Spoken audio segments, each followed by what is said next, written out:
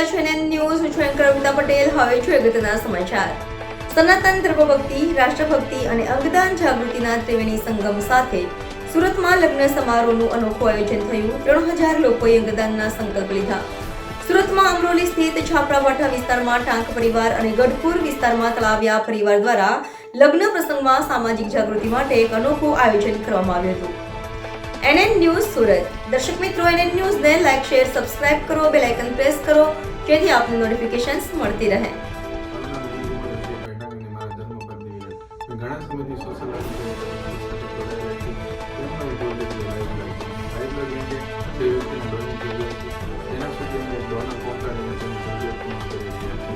એવી જ રીતે જાગૃતિના સંદેશ આપવા માટે સનાતન ધર્મ, અંગદાન અને રાષ્ટ્રભક્તિના વિશે મહત્વ સમજાવવા માટે અમે બંને લગ્નમાં પ્લેકાર્ડ સાથે લીધું. સૌપ્રથમ અમે રાષ્ટ્રગાન કર્યું, ત્યારબાદ અમે અંગદાન વિશેની માહિતી આપી અને શપથવિધિ લેવડાવી. ત્યારબાદ લાઈવ બ્લડ બેંક વિશે અમે સંપૂર્ણ માહિતી આપી અને બ્લડની અછત ન સર્જાય તેના માટેનો સંદેશો આપી. રાષ્ટ્રભક્તિના સનાતન ધર્મનું મહત્વ સમજાવવા માટે હનુમાન ચાલીસાનો પાઠ કરી મારા અને મારા ધર્મપત્નીના પરિવાર સાથે ભવ્ય ઉજવણી કરી અને લોકોને સારો સંદેશો આપવાનો પ્રયત્ન કર્યો.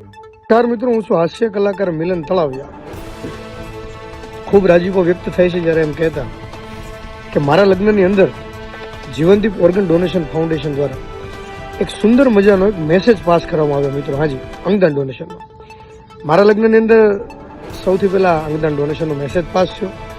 સામૂહિક રાષ્ટ્રગાન કરવામાં આવ્યું, સામૂહિક હનુમાન ચાલીસાનો પાઠ કરવામાં આવ્યો. ત્યારબાદ મારા મેરેજની શરૂઆત થઈ. એટલે મિત્રો, કહેવાનો મારો તાત્પર્ય એ છે કે સૌ સાથે મળીને સંકલ્પ કરીએ કે અંગદાનમાં વધારેમાં વધારે લોકો જોડાઈએ, બરાબર, અને એક જરૂરિયાત જે વસ્તુ છે, જે જરૂરિયાત લોકો છે એની માટે એક આપણે ઉપયોગી પુરવાર થઈએ. તો મિત્રો, બધા લોકો જોડાઓ અને આ મારા લગ્નમાં ખૂબ સુંદર મજાનો તમે જે ભાવ પ્રગટ કર્યો એ બદલ જીવનદીપ ઓર્ગન ડોનેશન ફાઉન્ડેશનને હું ખૂબ ખૂબ શુભેચ્છા આપું છું, ખૂબ ખૂબ આભાર પ્રગટ કરું છું. જય જય ગરવી ગુજરાત.